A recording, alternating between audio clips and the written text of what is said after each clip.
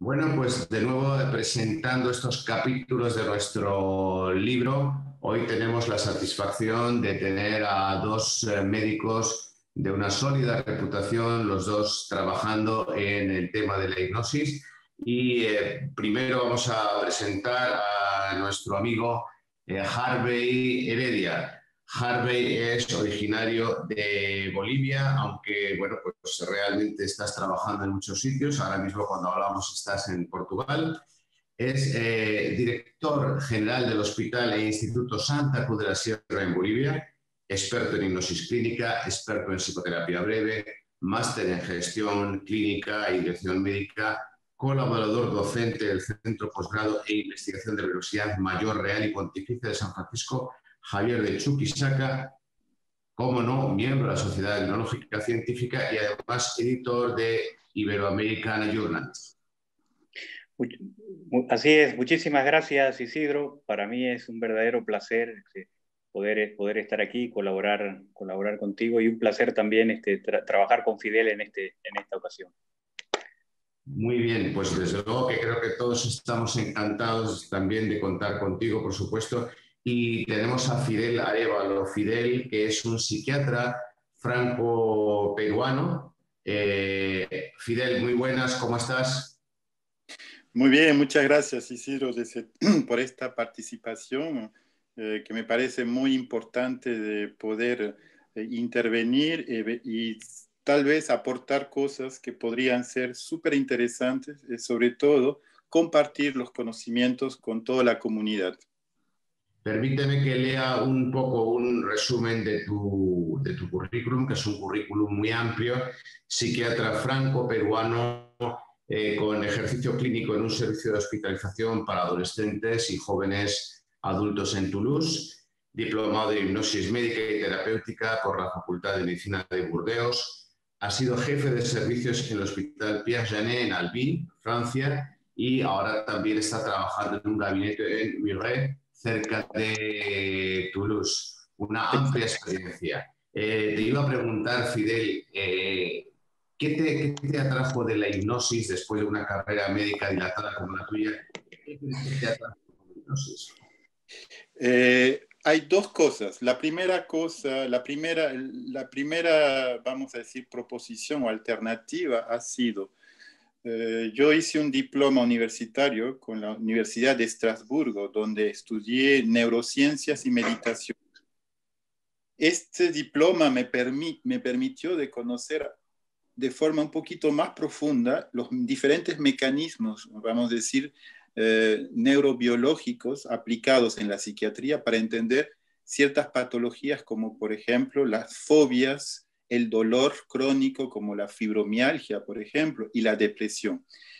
Pero me quedaba algo, ¿cómo decir? Algunas lagunas que gracias a la intervención de ciertos profesores con los cuales yo todavía mantengo cierta relación, me dijeron que lo ideal sería aprender, ahora que has reconocido que hay un mecanismo súper interesante a nivel de la neurofisiología, ¿por qué no aplicarlo a través de la inconsciencia y trabajar el inconsciente para, vamos a decir, disminuir, o tal vez no vamos a buscar ser muy megalómanos, pero decir de ayudar a esa persona que sufre de una enfermedad psiquiátrica? Es decir, la meditación me permitió de reconocer y conocer que hay un problema neurofisiológico, y con la hipnosis lo que estoy haciendo ahora es tratar de disminuir la sintomatología de ciertas enfermedades psiquiátricas, sobre todo en todo lo que es ansiedad, dolor y depresión. Y en ciertos casos he visto también que ha habido una remisión total. Es decir, que todo lo que es la hipnosis me ha probado de que el ser humano, el inconsciente, el subconsciente, es algo misterioso y que nos queda muchísimo por aprender, y que no solamente se trata de utilizar medicamentos en psiquiatría, hay que utilizar otros tipos de terapias, otros tipos de psicoterapias, incluido todo lo que es las terapias que podrían proporcionarnos la medicina tradicional para poder curar la gente, para poder curar nuestros pacientes. Esa es la primera proposición. La segunda proposición o alternativa es algo personal. Estoy en una búsqueda, estoy en la búsqueda de una cierta espiritualidad. ¿Ah? Esa espiritualidad pasa no necesariamente por una religión, sino pasa por comprender cuál es nuestra posición y nuestro lugar de cada ser humano en este mundo, en esta tierra, en esta existencia. La hipnosis me provee esa posibilidad de sentir que estoy en un estado de integración global con una tierra, con un espíritu o con un porvenir, y sobre todo con un presente. Es algo, ¿cómo decir? Es para mí una búsqueda personal. Bien, creo que coincidimos en muchas cosas y me alegra. Y creo que tú tienes, como yo, la experiencia, haciendo un inciso, de que hay trastornos que dicen que son incurables, como por ejemplo la fibromialgia, que con la hipnosis llegan a curarse del todo. Es decir, esto es un tema para hablar largo y tendido. Precisamente uno de los capítulos que tendremos también en este libro va sobre fibromialgia. Harvey, pero te quería comentar también vuestro capítulo que vais a escribir a medias, Fidel y tú, es la experiencia subjetiva del dolor, emetofobia e hipnosis. Cuéntanos, Harvey. Sí, mira, todo tiene quizás el origen que más o menos ha explicado Fidel del por qué, ¿no? Porque eh, la hipnosis y la sugestión, en mi caso, es la que nos ha abierto otras puertas fuera de las que nos enseñan en la universidad, ¿no? Yo tuve la suerte de, ya cuando estaba en la universidad, trabajar muy de cerca pues, con una psiquiatra muy importante que tuvimos en Bolivia. Lamentablemente ya falleció, fue mi mentora inicial, ¿no? La doctora Elfi Justiniano, y con ella empezamos a trabajar en análisis de psiquiatría folclórica, de etnopsiquiatría, y estuvimos haciendo una investigación antropológica en un pueblo, en una ciudad, en un pueblo en Potosí, donde veíamos que el dolor, por una danza muy tradicional y unas costumbres muy tradicional, que en una fecha, el 3-4 de mayo, se reúnen para festejar a la Pachamama, a la Madre Tierra, y en ese acto, ellos, como sacrificio, como ofrenda, tenían encuentros donde se pegaban. Y las heridas, la sangre que se producía en ese encuentro de golpes de puño, pues a veces producía unas heridas muy importantes, pero los comunarios no sentían dolor y no se hacían atender, no querían ir al médico. Yo, que estuve cubriendo un evento, bueno, pues quise rescatar a algunos, no se dejaban, pero sin embargo, cuando las heridas eran producidas en el mismo acto, pero como a veces algunos estaban pues, muy emborrachados, muy bebidos, y las heridas eran producidas por piedras o por palos, no por el puño, sí que les dolía y sí que querían atención médica, ¿no? Eso me llamó muchísimo la atención, el hecho de que la herida, el dolor producido por el puño, que era lo real, la fe, la tradición, no les producía ese dolor, y sin embargo la misma herida, pues producida por una piedra o por un palo, sí que les dolía, sí que demostraban el efecto del dolor y sí que buscaban atención, ¿no? Entonces, desde ahí ya venimos con la idea de que hay algo más, ¿no? Que quizás sea muy personal, muy subjetivo, que necesitamos estudiar, ¿no? Y por eso también continuamos con los estudios y la formación en hipnosis, pues que lo hicimos en España, que tú también, Isidro, has aportado a ello, ¿no? con alguna formación que he recibido contigo. Y bueno, esa búsqueda de la sugestión, más lo que acaba de comentar Fidel, nos puso en antecedente, pues, para poder trabajar en uno de los aspectos que quizás hay menos trabajados ahora, ¿no? Que son las fobias, ¿no? La relación que hay entre ese dolor subjetivo y la fobia.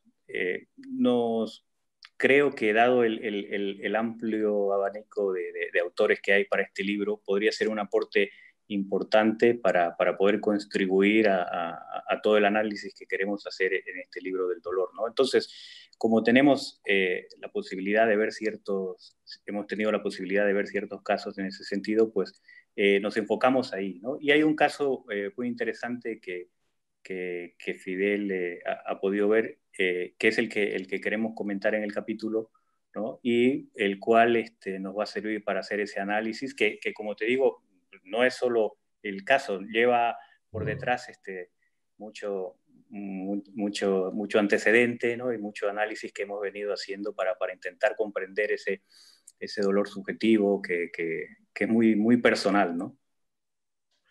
Bueno, voy a recordar también a aquellos que nos están viendo que tú en el tercer libro de la Sociedad Hipnológica también, y eso va a salir sobreimpresionado en pantalla ahora, también nos hablaste de esos aspectos folclóricos de la hipnosis en uno de los capítulos.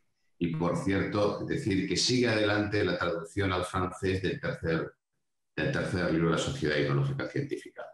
Técnicas de hipnosis avanzadas o hipnosis clínica avanzada. Bien, entonces, volviendo a Fidel,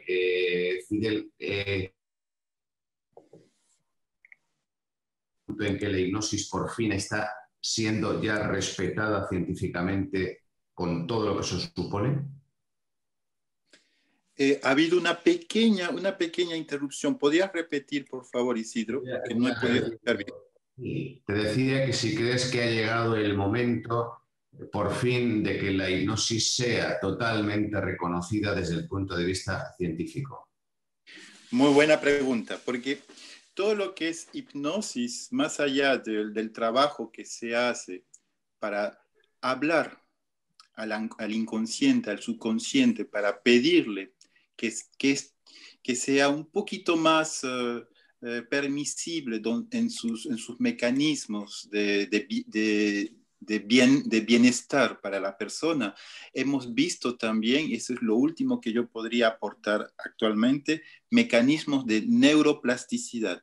Mecanismos de neuroplasticidad que comienzan a instalarse a nivel la mayoría son a nivel de la zona prefrontal, de la zona de la ínsula, pero también a nivel de todo lo que es el mecanismo de la amígdala y todo lo que es el mecanismo de la ansiedad, que asemeja mucho con el trabajo que se puede hacer terapéutico para la ansiedad provocada por el dolor y la ansiedad provocada por la fobia.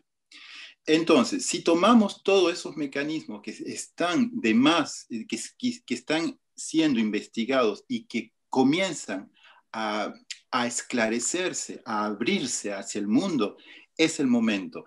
Hay mucha resistencia, no puedo decir lo contrario. Resistencia, pero es una resistencia, vamos a decir, de escuela. Acá lo que pasa en Francia, no sé cómo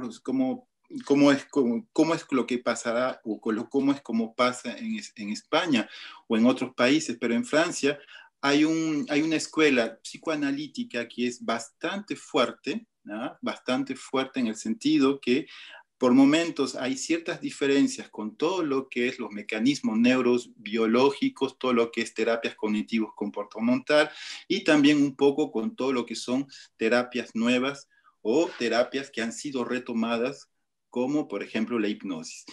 Lo que pasa es que hay que entender que la hipnosis es también aplicable y entendible desde el punto de vista psicoanalítico. Es decir, cuando hablamos de un conflicto, podemos también aplicar y hablar que la hipnosis intervendría o interviene en la resolución de un conflicto que sea intrapsíquico, que sea un problema de la infancia o que sea un problema actual. No estamos muy lejos de entender lo que es, por ejemplo, el conflicto según la corriente psicodinámica o psicoanalítica. Del punto de vista TCC, sabemos muy bien que todo lo que es hipnosis provoca un cambio total a nivel del comportamiento. Es decir, hay cambios que se perciben a nivel de la neuroplasticidad del hipocampo, de la zona frontal, la zona prefrontal, incluso de todo lo que es las emociones.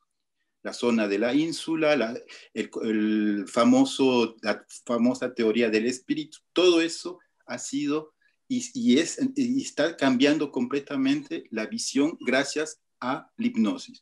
Entonces, podemos decir que la hipnosis produce un cambio, una evolución en todo tipo de terapia, que sea una terapia psicoanalítica, que sea una terapia sistémica, que sea una terapia de TCC, que sea una terapia familiar.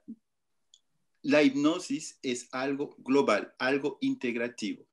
Lo que pasa, y eso lamentablemente es un problema de evolución, hay una pequeña resistencia porque todavía queda ciertas cosas que no son todavía muy dilucidadas, es decir, a ciertos mecanismos, y también acá en Francia se le asocia mucho la hipnosis con lo que se llama la hipnosis de café o la hipnosis flash. La mayoría de las personas que yo recibo en el gabinete, en el consultorio, piensan que cuando yo les propongo de hacer hipnosis por sus problemas de fibromialgia o sus problemas de fobia, piensan que los voy a hacer cantar, que los voy a hacer sketch, que les voy a hacer cualquier cosa menos tratar su problema.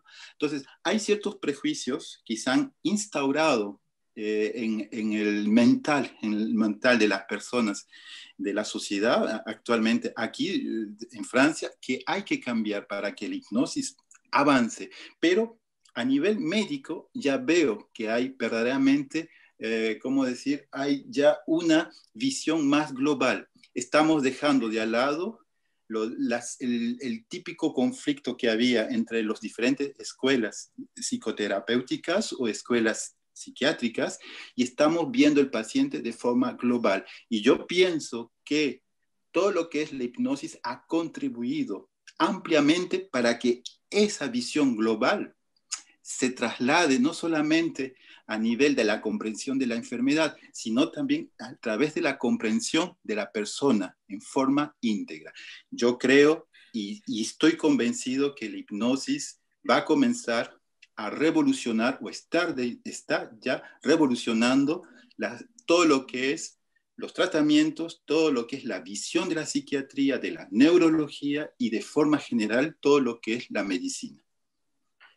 Estoy muy de acuerdo y además tenemos incluso dentro de nuestro libro, de este libro hablabas del psicoanálisis, pues tenemos a un autor de Sudáfrica, un gran experto en el tema de hipnoanálisis, el doctor Trevor Modlin, que ha participado también en nuestro libro. Y creo que en realidad en lo que estamos diciendo, Fidel, y yo creo que Harvey dirá lo mismo, en realidad la hipnosis lo que hace es también darle una dimensión al ser humano de dignidad, porque en realidad en la hipnosis hacemos que sea el paciente el que tiene control sobre lo que le está pasando.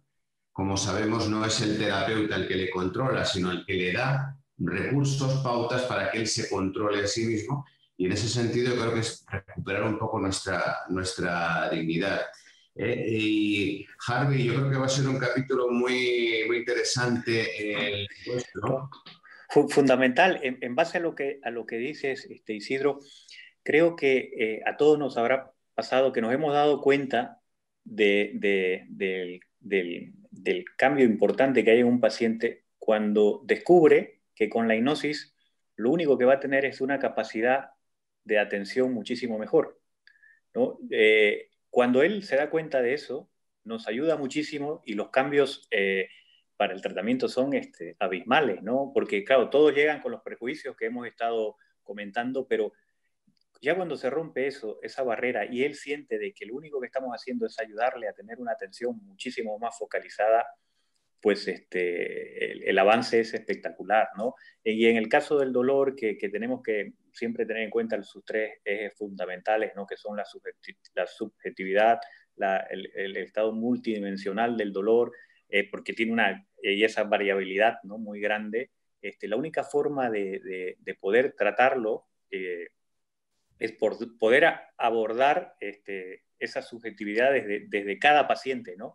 Por eso creo que el libro, y con todos los capítulos que va a contener, va a ser un aporte muy, muy, muy bueno para el conocimiento de la hipnosis dentro del dolor, ¿no? Y sobre todo para que los pacientes, porque ahora estamos yendo a una tendencia en que el tratamiento de todos los males, no solo de la medicina, en todos aspectos, también en la prevención, está siendo cada vez mucho más personalizado.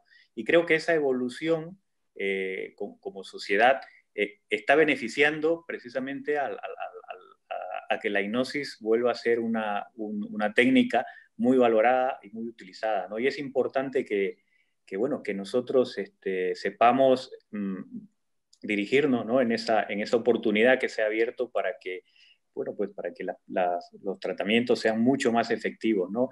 Yo diría que en todo tratamiento de psicoterapia, de terapia en general, el concentrar la atención, ya sea a través pues de la meditación o de la hipnosis, va a ser prácticamente elementos básicos para tener éxito, ¿no? Entonces, creo que tenemos la oportunidad ahora de poder aportar a un libro que va a ser muy, muy, muy bueno para todas, no solo los profesionales que trabajen con hipnosis, ¿no? Sobre todo para los pacientes, porque van a poder comprender y acercarse mucho más a los beneficios que puede dar la hipnosis, ¿no?